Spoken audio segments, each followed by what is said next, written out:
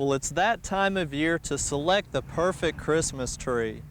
And this year there's a lot of different sources around for us to select Christmas trees. There's the discount grocery stores and different kinds of stores that sell cut trees where they're usually priced pretty well. But we're also very fortunate here in Oklahoma to have a growing industry that has choose and cut your own trees, where you can take the family out on a weekend and select your own tree. You'll get it a little bit fresher, and then you can cut it and take it home. But of course, a lot of us maybe aren't familiar with those kinds of locations, and if you're not sure if you have a Christmas tree farm in your area, you might call your county extension office, because they're usually likely to have a list of those growers in their area. And of course, the other option that we have in selecting a Christmas tree is a Christmas tree lot, just like the one we're at today. And my goodness, there's so many different kinds of varieties that are available this year. Just at this one lot, we have over 10 different kinds of varieties that are available for us to choose.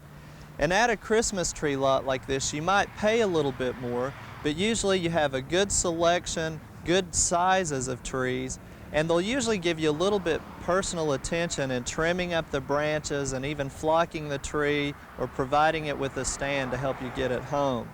Now, some of the trees that we're standing by right now are some of the pines that they have. This particular one is a Scotch pine. It's known for its shorter needles, and a lot of times it's a little bit more prickly, the texture. But most pines, as a general rule, will last about 2 weeks once you get them indoors. With Thanksgiving a little bit earlier this year, the trees were cut earlier, and it's real important that you ask how long the trees have been cut before they've even gotten them. It's a good idea to get them as early as you can as well. Another variety that we're beside is a white pine, and as you can see, the texture is real soft, longer needles, and the tree will probably cost you a little bit more too, just because of those benefits. Some other varieties that are common this year are the fir trees, and there's about 5 or 6 different kinds of fir trees. They're actually known to have a longer period of time to hold those needles indoors, about 3 weeks on the average. And of course, we've got our native red cedar that grows in Oklahoma, and it's pretty fragrant, and it holds its needles around 2 weeks once you get them indoors as well. A couple of other Christmas trees that are really not grown in Oklahoma but sold here are the blue spruce and the Leyland cypress. And again, about 2 weeks is all you can expect for those needles to really hold up once you get them indoors. Now, the key to selecting the tree is trying to find the one that fits your personality in your home. You might can save some dollars by finding one that maybe is a little lopsided that you can hide in the home. But after you've selected that perfect tree, the most important thing is how you prepare it to take it indoors.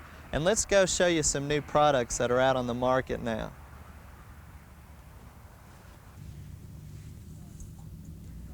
If you're shopping for a Christmas tree stand for the first time, you're probably going to be quite overwhelmed at how many there are on the market.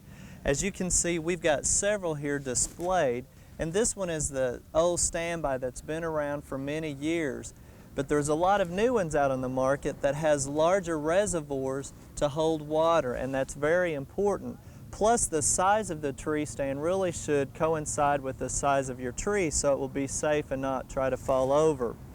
Now, once you've selected your tree, it's real important to keep in mind that the tree has actually sealed over where it's been cut, and it may be cut, remember, 2 or 3 weeks before you ever get it home.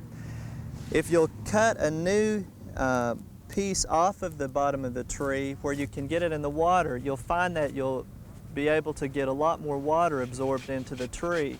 Some research shows that even a quart of water can be taken up by a tree a day, and that's also the best thing to help keep the freshness of the tree, by just providing some good water. There's a lot of additives that are sold on the market too, but really research shows that just plain old tap water is the best way to go. Once you get the tree home and you've made your new cut, it's time to go ahead and get it indoors as quick as you can. If you're going to leave the tree outside for a couple of days, another way to do it is take a bow saw or a chainsaw and cut the tree base at a 45-degree angle stick it in water, and this gives it more surface area to absorb water until you're ready to put it in the stand.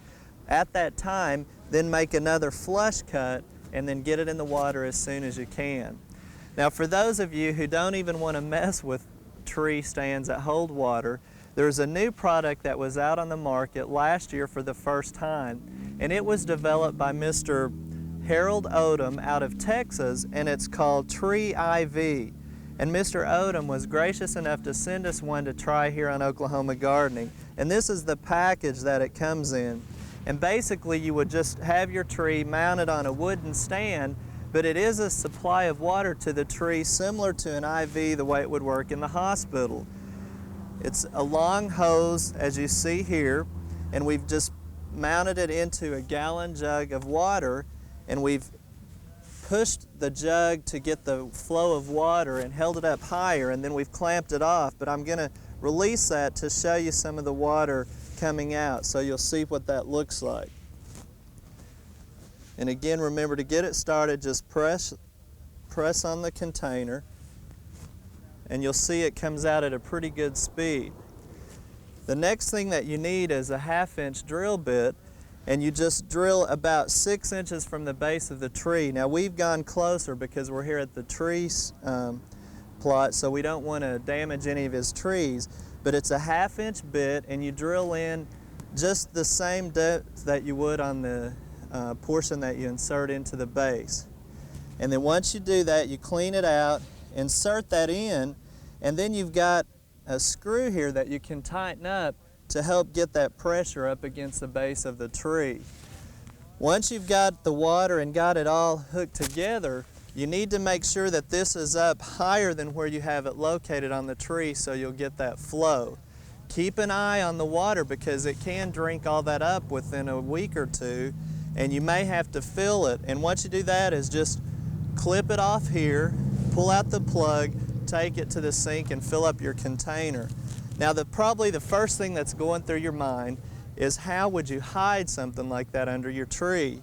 Well, a nifty way is to set it up on some boxes or blocks, wrap a box like it was a present, and just sit that jug right down in that box, and that way it'll look like one of your Christmas presents under the tree. So again, we want to thank Mr. Odom, and we're going to try this year and see how well it works. It provides a good source of water as the tree transpires and loses water through the foliage. It will then take up more water as it's needed. So we've given you some ideas on how to take care of your trees. Well, let's go now back to our studio gardens, where you'll give you one more idea or one more method on how to have a Christmas tree indoors this year. A live Christmas tree might be an expensive investment this time of year, but they're really nice when you want to plant a tree in remembrance of those special Christmas holidays. You may have a special guest in, or someone's birthday, or even someone may have passed away and you want to plant a tree in remembrance of them. At Christmas time, that's a good way to do that, by purchasing a live tree that you can take indoors and use as your Christmas tree, and then take it back outside and plant it.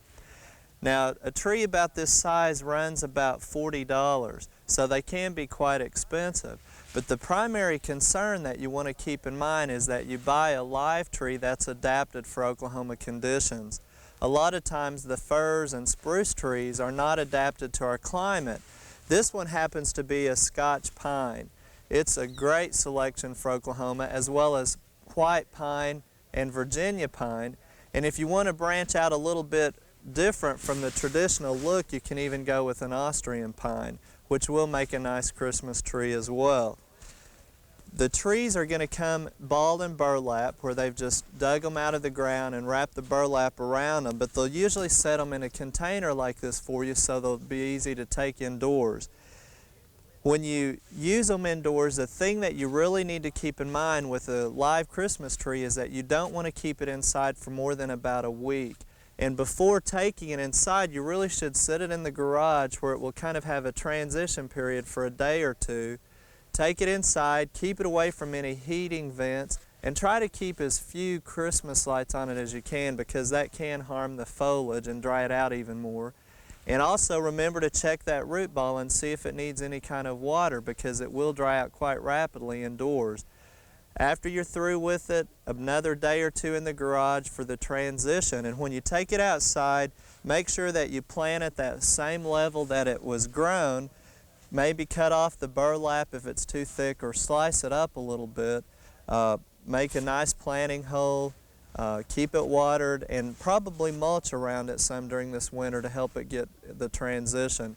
If the ground is frozen too much when you're over with your Christmas celebration, just keep it in a container, but keep it outside where it's protected again, where it won't get frozen back or the root system.